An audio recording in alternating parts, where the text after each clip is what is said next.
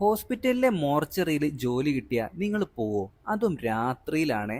ഒരു പെൺകുട്ടി പോയി, പക്ഷെ ഒരു പ്രേതം അവളെ വേട്ടയാടുകയാണ്. പിന്നീട് എന്തായിരിക്കും സംഭവിച്ചിട്ടുണ്ടാവുക? 2018 പുറത്തിറങ്ങിയിട്ടുള്ള the possession of Hannah Grace എന്ന് പറയുന്ന ഒരു കിടിലൻ അമേരിക്കൻ സൂപ്പർ നാച്ചുറൽ ഫിലിമാണ് ഞാൻ ഇന്ന് എക്സ്പ്ലെയിൻ ചെയ്യാനായിട്ട് പോകുന്നത്. ആദ്യമായിട്ടാണ് കൂട്ടുകാർ നമ്മുടെ ഈ ഒരു കൊച്ചു ചാനൽ കാണുന്നെങ്കിൽ ഇപ്പൊ തന്നെ സബ്സ്ക്രൈബ് ചെയ്യാനും ലൈക്ക് ചെയ്യാനും മറക്കണ്ട. ഒട്ടും വൈകാതെ നമുക്ക് നേരെ കഥയിലോട്ട് കടക്കാം. സിനിമയുടെ തുടക്കത്തിൽ തന്നെ കാണിക്കുന്നത് ഹന്ന ഗ്രേസ് എന്ന് പറയുന്ന ഒരു പെൺകുട്ടിയെയാണ്. അവളുടെ ദേഹത്തേക്ക് ഒരു സാത്താൻ കയറി കൂടിയിട്ടുണ്ട്. ഒരു ഫാദറും അദ്ദേഹത്തിന്റെ സഹായിയും കൂടി ചേർന്ന് ഇപ്പോ എക്സോസിസം നടത്തിക്കൊണ്ടിരിക്കുകയാണ്. പക്ഷെ എന്തൊക്കെ ചെയ്തിട്ടും ഹന്ന ഗ്രേസിന്റെ ശരീരത്തിൽ നിന്നും ആ ഒരു പ്രേതത്തെ ഇവർക്ക് പുറത്തേക്ക് എടുക്കാനായിട്ട് കഴിയുന്നില്ല. ഹന്നയുടെ അച്ഛനായിട്ടുള്ള ഗ്രൈംഗറും അവിടെ തന്നെ ഉണ്ടായിരുന്നു. അവളുടെ ദേഹത്ത് കയറിയിട്ടുള്ള സാത്താനോട് ഫൈറ്റ് ചെയ്യാനായിട്ട് മകളോട് ആവശ്യപ്പെടുകയാണ് ഗ്രൈംഗർ. ചില സമയങ്ങളിൽ മാത്രമാണ് ഈ ഒരു സാത്താൻ അവളുടെ ശരീരത്തിലേക്ക് കയറുന്നത്. വളരെയധികം ശക്തിയുള്ള ഒരു സാത്താനായിരുന്നു അത്. അതുകൊണ്ട് തന്നെ ഈ ഒരു പ്രീസ്റ്റിനും അദ്ദേഹത്തിന്റെ സഹായിക്കും ഹന്നയുടെ ദേഹത്ത് കയറിയ ബാധയെ ഒഴിപ്പിക്കാനായിട്ട് സാധിക്കുന്നില്ല. മാത്രമല്ല ഹന്നയുടെ ദേഹത്തുണ്ടായിരുന്ന ആ ഒരു സാത്താൻ നിഷ്കരുണം ആ പ്രീസ്റ്റിനെ കൊലപ്പെടുത്തുകയാണ്. അതിനുശേഷം പ്രീസ്റ്റിന്റെ ഒപ്പമുണ്ടായിരുന്ന സഹായിയെയും ഹന്ന ഗ്രേസിന്റെ ദേഹത്ത് കയറിയ സാത്താൻ കൊലപ്പെടുത്താനായിട്ട് നിൽക്കുമ്പോഴേക്കും അവളുടെ അച്ഛനായിട്ടുള്ള ഗ്രൈംഗർ അവിടെ ഉണ്ടായിരുന്ന തലയണ എടുത്ത് സ്വന്തം മകളെ ശ്വാസം മുട്ടിച്ച് കൊലപ്പെടുത്തുന്നു. മറ്റൊരു വഴിയും ഹന്ന ഗ്രേസിന്റെ അച്ഛനായിട്ടുള്ള ഗ്രൈംഗറിന്റെ മുൻപിൽ ഉണ്ടായിരുന്നില്ല. അങ്ങനെ ഹന്ന ഗ്രേസ് മരണപ്പെട്ടു. പക്ഷെ അവളുടെ ശരീരത്തിൽ നിന്നും ആ ഒരു സാത്താൻ പോയിട്ടുണ്ടോ ഇല്ലയോ എന്നുള്ള സംശയം അച്ഛനായ ഗ്രൈംഗറിന് ഉണ്ടായിരുന്നു. അങ്ങനെ 3 മാസം കടന്നുപോയി. കഥാനായികയായിട്ടുള്ള മേഘനെയാണ് പിന്നീട് കാണിക്കുന്നത്. മേഘൻ ഒരു പോലീസ് ഓഫീസർ ആയിരുന്നു. പോലീസും അക്രമികളും തമ്മിലുള്ള ഒരു ഏറ്റുമുട്ടലിനിടയിൽ മേഘന്റെ കൂടെ ഉണ്ടായിരുന്ന ഒരു കൊളീഗ് അവളുടെ മുൻപിൽ വെച്ച് മരണപ്പെട്ടു. ആ ഒരു ഷോക്ക് അവൾക്ക് ഇപ്പോഴും മാറിയിട്ടില്ല. ഡിപ്രഷനൊക്കെ അടിച്ചു നടക്കുകയാണ് പുള്ളിക്കാരി. അങ്ങനെ ഒരു ദിവസമാണ് ബോസ്റ്റൺ മെട്രോ ഹോസ്പിറ്റലിലെ മോർച്ചറിയിൽ ഒരു ഒഴിവുണ്ടെന്ന് അവൾ മനസ്സിലാക്കുന്നത്. അതും നൈറ്റ് ഷിഫ്റ്റ് ആയിരുന്നു. മേഘന്റെ ഫ്രണ്ട് ആയിട്ടുള്ള ലിസിയാണ് ഈ ജോലി അവൾക്ക് തരപ്പെടുത്തി കൊടുത്തത്. ഹോസ്പിറ്റൽ മോർച്ചറിയിലെ മെയിൻ ഉദ്യോഗസ്ഥൻ ഇപ്പോ നമ്മുടെ മേഘന് അവിടുത്തെ എല്ലാ കാര്യങ്ങളും കാണിച്ചു കൊടുക്കുകയാണ്. രാത്രിയാകുമ്പോ മോർച്ചറിയിൽ 2 സെക്യൂരിറ്റിയും അതുപോലെ തന്നെ മേഘനും മാത്രമായിരിക്കും ഉണ്ടാവുക. ഏത് നിമിഷവും ബോഡിയുമായിട്ട് ആംബുലൻസ് വരാം. അത് വരാനുള്ള ഡോറും കാര്യങ്ങളൊക്കെ അവൾക്ക് കാണിച്ചു കൊടുക്കുന്നു. അവിടുത്തെ ലൈറ്റുകളെല്ലാം തന്നെ മോഷൻസ് സെൻസ് ചെയ്തിട്ടാണ് പ്രകാശിക്കുക. നിങ്ങൾക്ക് പേടിയുണ്ടോ ഇതെല്ലാം ചെയ്യാനെന്ന് ആ ഒരു ഉദ്യോഗസ്ഥൻ ചോദിക്കുന്നുണ്ട്. ഇല്ല എന്ന് അവൾ പറയുന്നു. പിന്നീട് ഹോസ്പിറ്റൽ മോർച്ചറിയിലേക്ക് ഒരു ബോഡി കൊണ്ടുവന്നിട്ടുണ്ടെങ്കിൽ എന്തൊക്കെ പ്രൊസീജിയേഴ്സ് ആണ് ചെയ്യേണ്ടതെന്ന് അയാൾ കാണിച്ചു കൊടുക്കുന്നു. ആദ്യം കൈ, കാല്, തല അങ്ങനെയുള്ള പല അവയവങ്ങളുടെയും ഫോട്ടോസ് എടുക്കണം. അതിനുശേഷം അത് അപ്ലോഡ് ചെയ്യണം. അതിനുശേഷം മരിച്ചയാളുടെ ഫിംഗർ പ്രിന്റ് എടുക്കണം. എല്ലാ കാര്യങ്ങളും ആ ഉദ്യോഗസ്ഥൻ മേഘന് പറഞ്ഞു കൊടുത്തു. അതിനുശേഷം നിങ്ങൾക്ക് ഈ ഒരു ജോലി പ്രവേശിക്കാൻ താല്പര്യമുണ്ടോ, അല്ലെന്നുണ്ടെങ്കിൽ ഈ കാര്യം നിങ്ങൾ ഉറപ്പിച്ചതാണോ എന്നുള്ള കാര്യങ്ങളൊക്കെ മേഘനോട് ചോദിക്കുമ്പോൾ ഞാൻ റെഡിയാണെന്നാണ് മേഘൻ പറയുന്നത്. അടുത്ത ദിവസം മുതലാണ് മേഘൻ ഇവിടെ ജോലിക്ക് പ്രവേശിക്കുന്നത്. അങ്ങനെ ആദ്യത്തെ ഷിഫ്റ്റ് എടുക്കാനായിട്ട് നമ്മുടെ മേഘൻ ഇപ്പോ മോർച്ചറിയിലേക്ക് എത്തിയിരിക്കുകയാണ്. ഈ ഒരു സെക്യൂരിറ്റി ഉണ്ടല്ലോ, അവന്റെ പേരാണ് ജോൺ. മേഘൻ ഇപ്പോ മോർച്ചറിയുടെ ഉള്ളിലേക്ക് കയറിയിട്ടുണ്ട്. അന്ന് ബോഡി ഒന്നും വന്നിട്ടുണ്ടായിരുന്നില്ല. കുറെ നേരം അവൾ അങ്ങനെ ബോറടിച്ചിരുന്നു. പെട്ടെന്നാണ് അവിടുത്തെ ലൈറ്റ് ഒക്കെ ഓഫായി പോയത്. അവൾ അങ്ങനെ വീണ്ടും അങ്ങോട്ടേക്ക് ചെന്നിട്ട് കൈയും കാലൊക്കെ കാണിച്ച്, അവിടെ മൊത്തം മോഷൻ സെൻസർ ഉണ്ടല്ലോ, അത് ഉപയോഗിച്ചിട്ടാണ് അവിടുത്തെ ലൈറ്റ് ഒക്കെ വർക്ക് ചെയ്യുന്നത്. പെട്ടെന്നാണ് കമ്പ്യൂട്ടറിൽ ഒരു അലാം മുഴങ്ങുന്നത്. അതായത് ഒരു പുതിയ ബോഡിയുമായിട്ട് ആരോ വന്നിട്ടുണ്ട്. അവൾ അങ്ങനെ ആ ഒരു ബോഡി കയറ്റാനുള്ള ആ ഒരു ഡോറൊക്കെ ഇപ്പോൾ ഓപ്പൺ ചെയ്ത് കൊടുക്കുന്നുണ്ട്. ആംബുലൻസ് ഡ്രൈവറും ഒരു കൊളീഗും കൂടി ചേർന്നിട്ട് ഇപ്പോൾ ആ ഒരു മൃതശരീരം അകത്തേക്ക് കൊണ്ടുപോകുന്നു. എന്നിട്ട് ഒരു ലിസ്റ്റ് അവളുടെ കയ്യിൽ കൊടുത്തതിന് ശേഷം അവരവിടെ നിന്നും പോയി. ഇതെന്തു മനുഷ്യര്, ഒന്നും മിണ്ടു പോലും ചെയ്തില്ലല്ലോ എന്ന് മേഘം വിചാരിക്കുന്നു. അവൾ അങ്ങനെ അവളുടെ പണി തുടങ്ങി. ആദ്യം ഫോട്ടോ എടുക്കുന്നു, അതിനുശേഷം ഫിംഗർ പ്രിന്റ്സ് എടുക്കുന്നു. അതെല്ലാം തന്നെ അപ്ലോഡ് ചെയ്തതിന് ശേഷം ഈ മൃതശരീരം മോർച്ചറിയിലുള്ളിലേക്ക്, അതായത് ഫ്രീസറിന്റെ ഉള്ളിലേക്ക് കയറ്റുകയാണ്. പെട്ടെന്നാണ് അവിടുത്തെ സെക്യൂരിറ്റി ആയിട്ടുള്ള ഡേവ് അങ്ങോട്ടേക്ക് വരുന്നത്. ഫ്രീസറിലേക്ക് ഈ ബോഡി കയറ്റിക്കൊണ്ടിരിക്കുമ്പോഴാണ് അവൻ ഭൂ എന്ന് പറഞ്ഞത്. അതുകൊണ്ട് തന്നെ മേഘൻ പേടിച്ചുപോയി. ഡേവ് അങ്ങനെ മേഘനെ പരിചയപ്പെട്ടതിന് ശേഷം വീണ്ടും സെക്യൂരിറ്റി ക്യാബിനിലേക്ക് പോയി. ബാത്റൂമിലേക്ക് മേഘൻ പോയിട്ട് കൈയൊക്കെ കഴുകിക്കൊണ്ടിരിക്കുമ്പോഴാണ് അവളുടെ കയ്യിൽ രക്തത്തിന്റെ മണമുള്ളതായിട്ട് അവൾക്ക് തോന്നുന്നത്. അന്ന് ആ ഒരു കൊളീഗ് മരിച്ച കാര്യങ്ങളൊക്കെ അവൾക്ക് ഇപ്പൊ വീണ്ടും ഓർമ്മ വരുന്നു. അതിനുശേഷം ഒരു റീഹാബിലിറ്റേഷൻ സെന്ററിലൊക്കെ ആയിരുന്നു അവള്.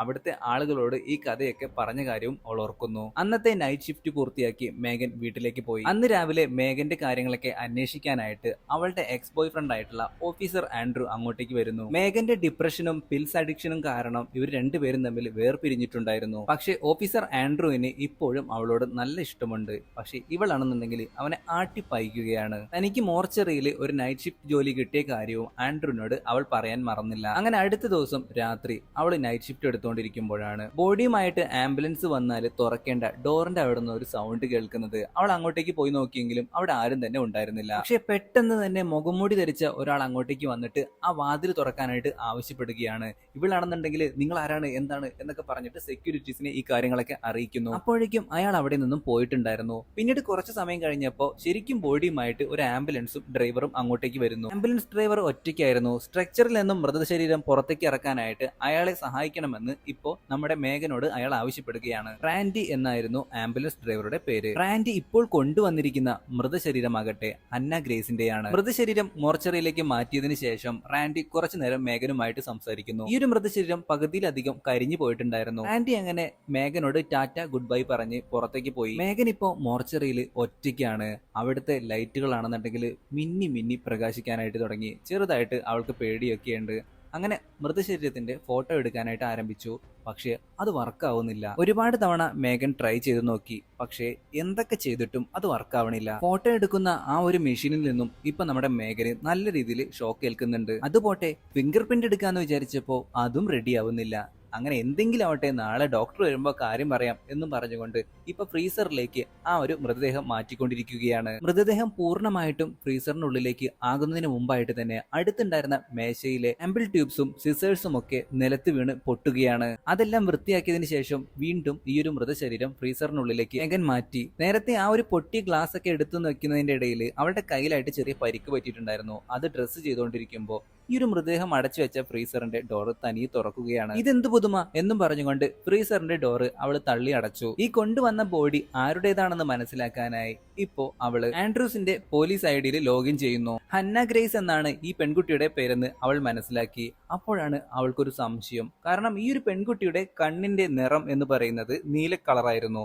പക്ഷേ ഈ ഒരു ഡ്രൈവിംഗ് ലൈസൻസിൽ എഴുതിയിരിക്കുന്നത് അത് ബ്രൗൺ ആണെന്നാണ്. സംശയം തോന്നിയ മേഘനാകട്ടെ വീണ്ടും ഫ്രീസറിന്റെ ഡോർ തുറന്ന് പെൺകുട്ടിയുടെ കണ്ണ് പരിശോധിക്കുന്നു. പെട്ടെന്നാണ് മൃതശരീരത്തിൽ നിന്നും ഒരുപാട് പ്രാണികൾ വന്നിട്ട് ഇവളുടെ നേരെ പാഞ്ഞെടുക്കുന്നത്. ഓൾറെഡി ഡിപ്രഷനിലായിരുന്ന മേഘനാകട്ടെ ഇതെല്ലാം അവളുടെ തോന്നലാവും എന്ന് വിചാരിച്ച് വീണ്ടും ആ ഒരു ഫ്രീസറിന്റെ ഡോർ അടയ്ക്കുന്നു. എല്ലാ പണിയും പൂർത്തിയാക്കി അവളിപ്പോ അവളുടെ ക്യാബിനിൽ ഇരിക്കുമ്പോഴാണ് അവിടുത്തെ ലൈറ്റ് ഒക്കെ ഓഫ് ആവുന്നത്. അവളങ്ങനെ അവിടെ പോയിട്ട് കൈകൊട്ടി അതൊക്കെ ഓണാക്കി. അതിനുശേഷം പിന്നീട് വെറുതെ ഇരിക്കുമ്പോൾ എന്തോ ഒരു സൗണ്ട് കേൾക്കുകയാണ്. നോക്കുമ്പോൾ ആ ഒരു ഫ്രീസറിന്റെ ഡോറ് തുറന്നു കിടക്കുന്നുണ്ട്. മാത്രമല്ല ഈ ഒരു ശവശരീരം ആരോ വലിച്ചഴിച്ചു കൊണ്ടുപോകുന്നത് അവൾ കാണുന്നു. അത് മറ്റാരുമല്ല, നേരത്തെ ആ ഒരു മുഖംമൂടി ധരിച്ചു വന്നിരുന്ന ആളായിരുന്നു. മേഘൻ അയാളുമായിട്ട് ഫൈറ്റ് ചെയ്യുന്നു. പെട്ടെന്ന് അയാളോ ഇങ്ങോട്ട് ഓടി മാറുന്നു. മേഘൻ ആകട്ടെ ഇപ്പൊ അയാളെ അന്വേഷിച്ച് നടക്കുമ്പോൾ അവിടുത്തെ ഇൻസിനറേറ്റർ വെച്ചിരുന്ന സ്ഥലത്തേക്ക് ഈ വ്യക്തി ഹന്ന ഗ്രേസിന്റെ ബോഡിയുമായിട്ട് പോകുന്നതാണ് നമ്മുടെ മേഘൻ കാണുന്നത്. മേഘൻ അയാളെ തടയാനായിട്ട് ശ്രമിക്കുകയും സെക്യൂരിറ്റികളെ ഇൻഫോം ചെയ്യുകയും ചെയ്യുന്നു. ഉടൻ തന്നെ ഡേവും ജോണും അങ്ങോട്ടേക്ക് പാഞ്ഞു വന്ന് അയാളെ പിടികൂടുന്നു. അയാൾ അപ്പോഴും പറഞ്ഞുകൊണ്ടേ ഇരിക്കുന്നുണ്ട്, അവളെ നമുക്ക് കത്തിച്ചു കളയണം, പെട്ടെന്ന് തന്നെ അത് ചെയ്യണം എന്നൊക്കെ പറയുന്നു. പക്ഷെ ഈ മുഖംമൂടി ധരിച്ചു വന്നിരുന്ന ആള് ഈ പോലീസുകാരിൽ നിന്നും അത്ഭുതകരമായി രക്ഷപ്പെട്ട് ഓടുന്നു. പോലീസുകാരൊക്കെ വന്നിട്ട് ആ ഒരു മുഖംമൂടിധാരിയെ ഇപ്പോൾ അന്വേഷിച്ചു കൊണ്ടിരിക്കുകയാണ്. മോർച്ചറിക്ക് അകത്തേക്ക് പോയിട്ടുണ്ടായിരുന്ന നമ്മുടെ മേഘൻ ഇപ്പോൾ സംശയം മറ്റൊന്നുമല്ല, അയാൾ എന്തുകൊണ്ടായിരിക്കും ഹന്ന ഗ്രേസിനെ കത്തിക്കണം എന്നുള്ള കാര്യങ്ങളൊക്കെ പറഞ്ഞിട്ടുണ്ടായിരുന്നത്. മേഘൻ വീണ്ടും ഫ്രീസർ തുറന്ന് ഹന്ന ഗ്രേസിന്റെ ശരീരം പരിശോധിക്കുകയാണ്.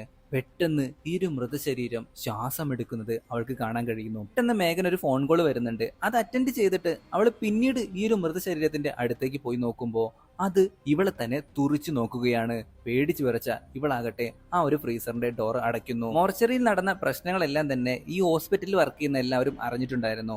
ഇവരുടെ കൂട്ടുകാരിയായിട്ടുള്ള ലിസ അങ്ങോട്ടേക്ക് വന്ന് ഇപ്പൊ മേഘനെ സമാധാനിപ്പിക്കുകയാണ്.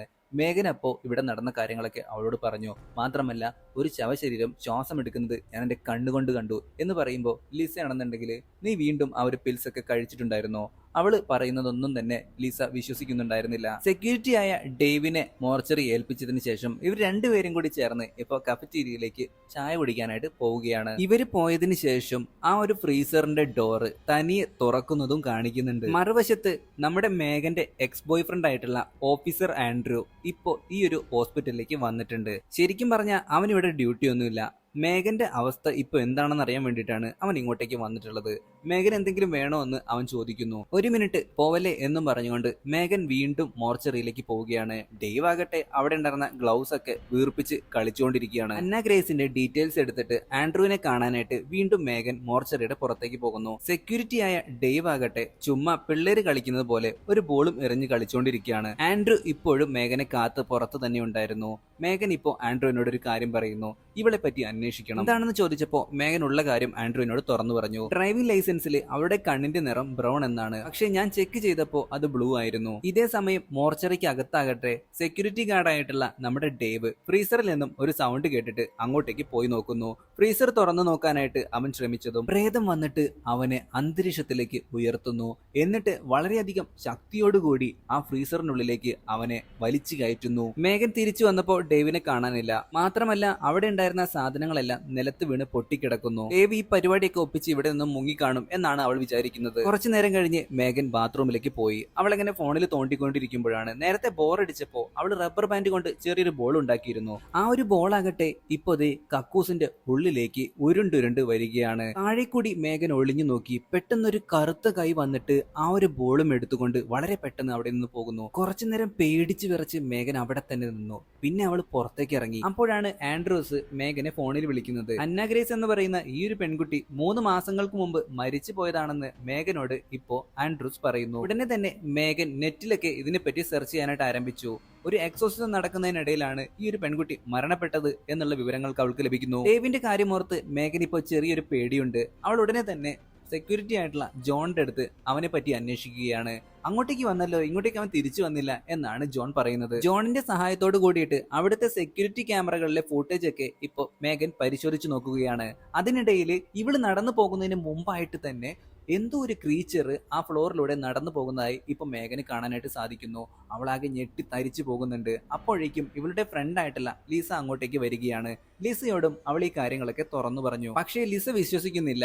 മാത്രമല്ല ഇവളുടെ ബാഗിനടുത്ത് നിന്നായിട്ട് ഒരു പില്ലിന്റെ ബോട്ടിൽ അവൾക്ക് കിട്ടി. നീ ഇപ്പോഴും ഈ പിൽസ് ഒക്കെ കഴിക്കാറുണ്ടോ എന്നാണ് ലിസ ചോദിക്കുന്നത്. ചിലപ്പോ അതുകൊണ്ടായിരിക്കും ഇങ്ങനെയൊക്കെ നിനക്ക് തോന്നുന്നത്. ഞാനത് ആ ഒരു ഓർമ്മകളൊക്കെ എനിക്ക് വീണ്ടും വരുമ്പോ, ആ ഒരു ഷോക്ക് എന്റെ മനസ്സിലേക്ക് വരുമ്പോ ഒരു ധൈര്യത്തിന് വേണ്ടി എന്റെ ബാഗിൽ കരുതുന്നതാണ്, അല്ലാതെ ഞാനിപ്പോ കഴിക്കാറില്ല എന്നൊക്കെ ലിസയോട് അവൾ പറയുന്നു. എന്നെ വിശ്വാസമില്ലെങ്കിൽ ഈ ഒരു ബോട്ടിൽ നീ ഇവിടെ നിന്ന് കൊണ്ടുപോക്കോ എന്നും മേഗൻ അവളോട് പറയുന്നു. ഇതെല്ലാം കഴിഞ്ഞ് ലിസയാകട്ടെ ഇപ്പൊ അവിടുത്തെ സ്റ്റെയർ കേസിൽ നിന്ന് പുക വലിച്ചുകൊണ്ടിരിക്കുകയാണ്. പെട്ടെന്നാണ് ഏറ്റവും മുകളിലത്തെ നിരയിൽ നിന്നും ഡേവ് അവളെ വിളിക്കുന്നത്. ഉടനെ തന്നെ ലിസ അവന്റെ പിന്നാലെ പോയി. പക്ഷേ ഡേവിന്റെ കഥ കഴിഞ്ഞിരുന്നു. അവന്റെ അടുത്തായിട്ട് തന്നെ അന്ന ഉണ്ടായിരുന്നു. ഇപ്പൊ ലിസയുടെ പിന്നാലെയാണ് അന്ന വരുന്നത്. ഒരു ക്രീച്ചറിനൊക്കെ പോലെയാണ് അവൾ നടക്കുന്നത്. ഇപ്പോ ടെറസിലേക്ക് ലിസ ഓടിപ്പോകുന്നു.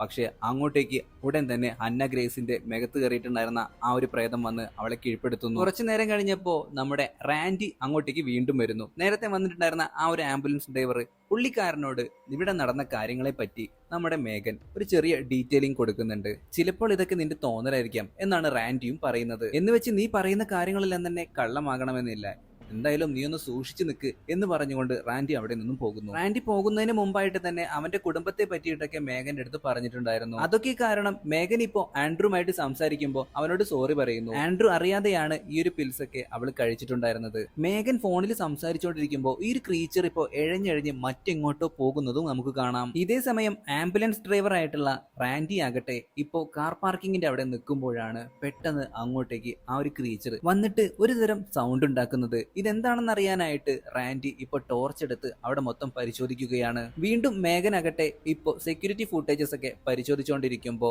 ഈ ഒരു ക്രീച്ചർ ഇപ്പൊ ലിഫ്റ്റിൽ കയറി താഴത്തെ നിലയിലേക്ക് ഇറങ്ങിപ്പോയതായിട്ട് അവൾക്ക് മനസ്സിലാവുന്നു. അതായത് ബോഡിയൊക്കെ ആംബുലൻസിൽ കൊണ്ടുവരുന്ന ആ ഒരു സ്ഥലത്താണ് ഇപ്പൊ ആ ഒരു ക്രീച്ചർ ഉള്ളതെന്ന് മേഗൻ മനസ്സിലാക്കി. മറുവശത്ത് റാൻഡിയുടെ അടുത്തേക്ക് ഈ ഒരു ക്രീച്ചർ പാഞ്ഞെടുത്ത് അവന്റെ കഥ കഴിക്കുകയാണ്. മേഗൻ അങ്ങോട്ടേക്ക് എത്തിയപ്പോഴേക്കും റാൻഡിയുടെ കഥ കഴിഞ്ഞിരുന്നു. ഉടൻ തന്നെ നേരത്തെ മോർച്ചറിയിലേക്ക് അതിക്രമിച്ച് കടന്ന ആ ഒരു മുഖംമൂടി ധരിച്ച ആൾ ഇപ്പോ മേഗനെ തോക്കിൻ മുന്നിൽ നിർത്തിയിട്ട് മോർച്ചറിക്ക് അകത്തേക്ക് കൊണ്ടുപോവുകയാണ്. അത് മറ്റാരുമല്ല ഗ്രൈംഗർ ആയിരുന്നു, അന്ന ഗ്രേസിന്റെ അച്ഛൻ. ഗ്രൈംഗർ എല്ലാ കാര്യങ്ങളും തുറന്നു പറയേണ്ട യാതൊരുവിധ ആവശ്യവും ഉണ്ടായിരുന്നില്ല. ഓൾറെഡി നമ്മുടെ മേഗന് കാര്യങ്ങളെല്ലാം തന്നെ മനസ്സിലായി. ഇവർ രണ്ടുപേരും കൂടി ചേർന്നിട്ട് ഇൻസിനറേറ്ററിൽ അന്ന ഗ്രേസിന്റെ മൃതശരീരം കത്തിക്കാനായിട്ട് നിൽക്കുമ്പോഴേക്കും ഗ്രൈംഗറിനെ എടുത്ത് ആ ഒരു ഇൻസിനറേറ്ററിലേക്ക് ഈ ഒരു ക്രീച്ചർ ഇടുകയാണ്. മറുവശത്ത് കാർ പാർക്കിംഗ് ഏരിയയിലേക്ക് നമ്മുടെ ആൻഡ്രൂവും എത്തിയിട്ടുണ്ടായിരുന്നു. മേഗന്റെ ഫോണ് ആൻഡ്രൂവിന് അവിടെ നിന്നും ലഭിക്കുന്നു. മേഗന് അപകടം പറ്റിയിട്ടുണ്ടെന്ന് മനസ്സിലാക്കിയിട്ടുള്ള ആൻഡ്രൂവും ഇപ്പൊ മോർച്ചറിയിലേക്ക് വരികയാണ്. പക്ഷെ ഇത് നേരത്തെ തന്നെ മനസ്സിലാക്കിയ ആ ഒരു ക്രീച്ചർ ആകട്ടെ ഇപ്പൊ മേഗനെയും ഒരു ഫ്രീസറിനുള്ളിൽ അടച്ചു വെച്ചിരിക്കുന്നു. സെക്യൂരിറ്റി ആയ ജോണും ഇപ്പൊ അങ്ങോട്ടേക്ക് വരുന്നു. അങ്ങനെ ഇവർ രണ്ടുപേരും കൂടി ചേർന്ന് ഇപ്പൊ മേഗനെ അന്വേഷിച്ച് നടപ്പാണ്. എന്തോ ഭാഗ്യത്തിന് മേഗനെ ഇപ്പൊ ഫ്രീസറിന്റെ ഡോറ് തള്ളി തുറക്കാനായിട്ട് സാധിച്ചു. അങ്ങനെ ഇവര് മൂന്നുപേരും കൂടി അവിടെ നിന്നും രക്ഷപ്പെടാനായിട്ട് നിൽക്കുമ്പോൾ വീണ്ടും ആ ഒരു ക്രീച്ചർ വന്നിട്ട് സെക്യൂരിറ്റി ആയിട്ടുണ്ടായിരുന്ന ജോണിനെ തീർത്തു കളയുകയാണ്. തൊട്ടടുത്ത നിമിഷം ആൻഡ്രൂവിനെയും തീർക്കാനായിട്ട് നിന്നപ്പോ മേഗൻ വിട്ടുകൊടുത്തില്ല. അവളുടെ കയ്യിലുണ്ടായിരുന്ന പിസ്റ്റൾ ഉപയോഗിച്ച് അന്ന ഗ്രേസിന് നേരെ തുരുതുര വെടി. ഒരു വിധത്തില് ആൻഡ്രൂ രക്ഷപ്പെട്ടു എന്ന് വേണമെങ്കിൽ പറയാം. അതിനുശേഷം ഇപ്പോ ഇൻസിനറേറ്റർ റൂമിലേക്ക് നമ്മുടെ ഈ ഒരു ഹന്ന ഗ്രേസിന്റെ മൃതദേഹം മേഗൻ കൊണ്ടുപോകുന്നു. എന്നിട്ട് ദഹിപ്പിച്ചു കളയുന്നു. ഇത് തടയാനായി ആ ഒരു സാത്താൻ ശ്രമിച്ചെങ്കിലും പക്ഷെ മേഗൻ വിട്ടുകൊടുത്തില്ല. ആ ഒരു മൃതശരീരം അങ്ങനെ നശിച്ചുപോയി. ഇപ്പോഴിതാ 2 മാസമായിട്ട് യാതൊരുവിധ മരുന്നുകളും മേഗൻ അടിച്ചു കയറ്റുന്നില്ല. അതായത് അവളിപ്പോ ക്ലീൻ ആണ്. സിനിമയുടെ അവസാനത്തില് മേഗൻ കുളിക്കുന്ന സമയത്ത് കണ്ണാടിയിലായിട്ട് ഒരു ഈച്ച വന്നിരിക്കുന്നുണ്ട്. ഇനിയും ആ ഒരു പ്രേതം അല്ലെന്നുണ്ടെങ്കിൽ സാത്താൻ തിരിച്ചു വരുമോ എന്നറിയില്ല. പക്ഷെ ഉടൻ തന്നെ മേഗൻ ആ ഒരു ഈച്ചയെ കൈകൊണ്ട് അടിക്കുന്നു. ഈ ഒരു സീൻ കാണിച്ചുകൊണ്ടാണ് നമ്മുടെ ഇന്നത്തെ സിനിമ അവസാനിക്കുന്നത്. വീഡിയോ ഇഷ്ടപ്പെട്ടെങ്കിൽ ലൈക്ക് ചെയ്യാനും ഷെയർ ചെയ്യാനും മറക്കണ്ട. ആദ്യമായിട്ടാണ് കൂട്ടുകാർ നമ്മുടെ ഈ ഒരു കൊച്ചു ചാനൽ കാണുന്നതെങ്കിൽ ഇപ്പൊ തന്നെ സബ്സ്ക്രൈബ് ചെയ്യാനും ലൈക്ക് ചെയ്യാനും മറക്കല്ലേ. പുതിയൊരു വീഡിയോ ആയിട്ട് നമുക്ക് വീണ്ടും കാണാം. അതുവരെ എല്ലാവരും നല്ല ഹാപ്പി ആയിട്ടിരിക്കുക. Tata, bye bye.